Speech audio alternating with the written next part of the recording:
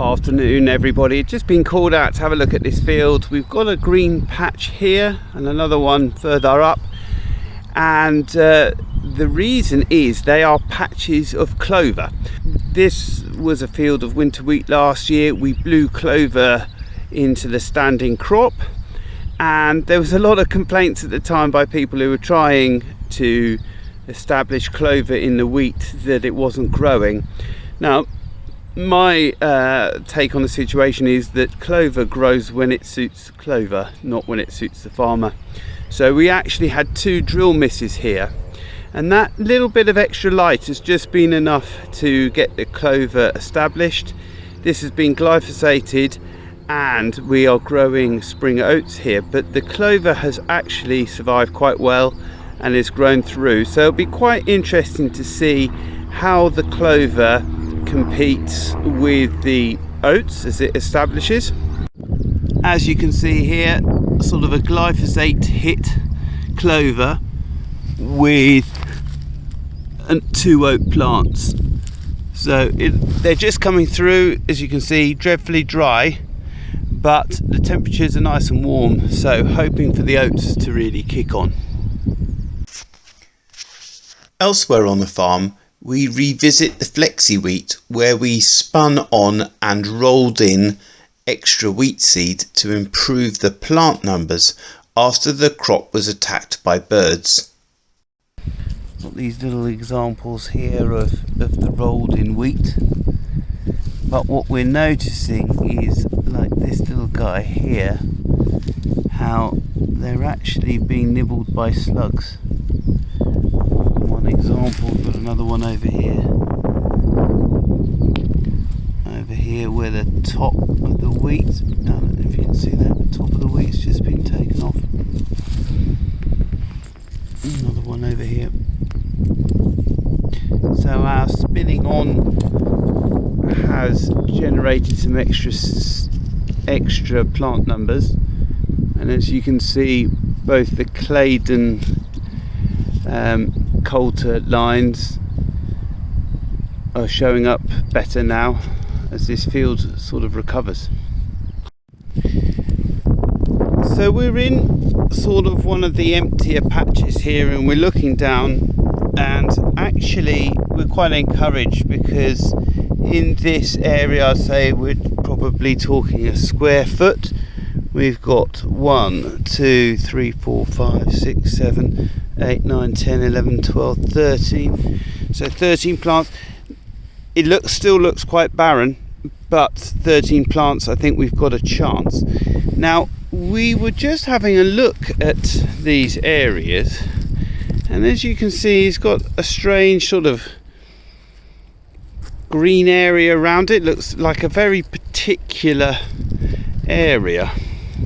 There's another one there, and we were just wondering whether the straw was sold for this field and whether it could be a result of compaction from loading straw trailers.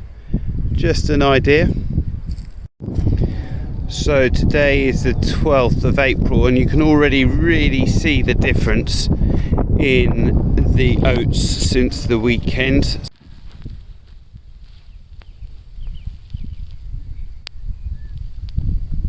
So 3 days ago, this was drilled with the moor, and you can see one of the real advantages is the tight row spacing for the oats.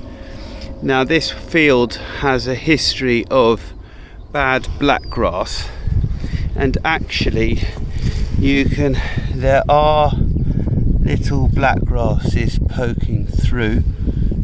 Yeah, there he is.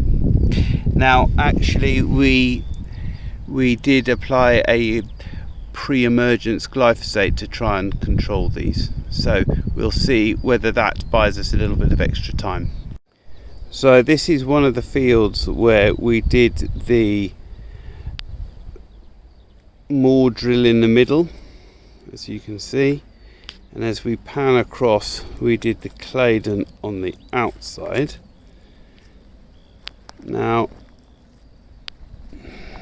the row spacing doesn't seem to be too much larger actually. It doesn't look so bad here, and population wise looks very similar, but hopefully we've alleviated any compaction issues with a bit more ground movement on the outside. And historically we've never suffered as badly with black grass on the headlands as we have in the middle, so we're more willing to suffer more ground and soil movement on the outside of the field than we are in the middle. On my trip to Gabe Brown's Soil Health Academy, they expressed the opinion that high spider numbers were a sign of improving soil health. It was very noticeable just how many of these black spiders were running around in the crop residue. Morning everybody, welcome back. It's Bank Holiday Monday, and I hope you've all enjoyed your Easter break. I just wanted to share this field with you. It's one of our most biologically active fields, hasn't been out of grass that long, and the rate of establishment or germination has been really good. So I just wanted to share with you the outcome. So as you can see, we're safely up. We're moving slightly beyond spikelet, almost at second leaf stage.